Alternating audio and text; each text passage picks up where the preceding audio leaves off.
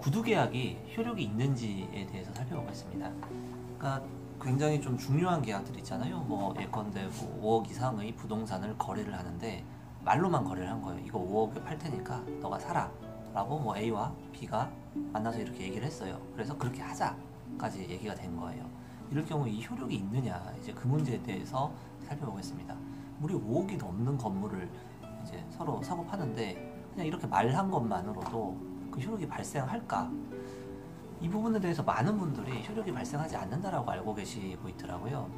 상담을 해보면은 그런 분들이 많아서 뭐 이 영상을 찍게 된 건데, 구두계약도 효력이 있습니다.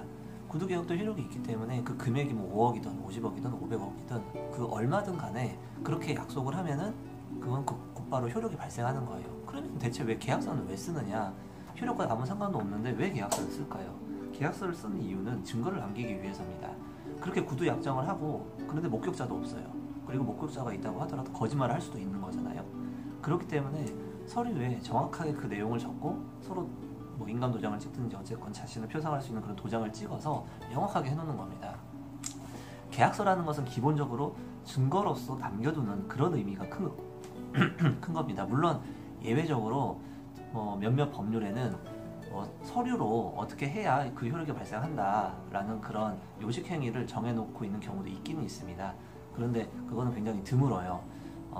특정한 법률 행위를 특정한 절차를 통해서만 효력 발생할 수 있도록 합의에 의해서 정할 수도 있습니다. 예컨대 계약의 해제는 반드시 서면에 의하여야 된다라는 문구를 넣어놓으면은 계약 해제 의사표시를 말로 해서는 발생하지 않겠죠. 서면으로 뭐 내용 증명이라든지 아니면 뭐 일반 우편이라든지 이런 식으로 보내야 효력이 비로소 발생할 것입니다.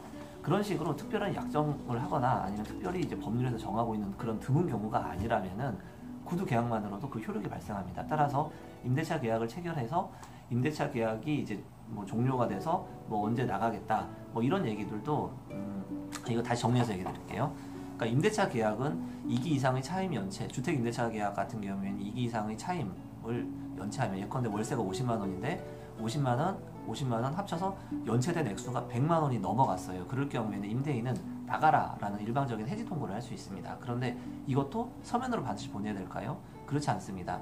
문자로 보내도 되고요, 전화해서 말로 해도 됩니다. 하지만 그걸 증거로 남기기 위해서는 적어도 문자 혹은 내용증명 같은 우편으로 이제 보내는 것이 가장 확실하겠죠. 그렇게 해서 도달하면 이제 효력이 발생하는 거예요. 물론 만약에 그 특약사항으로 계약의 해지는 반드시 서면으로 해야 된다.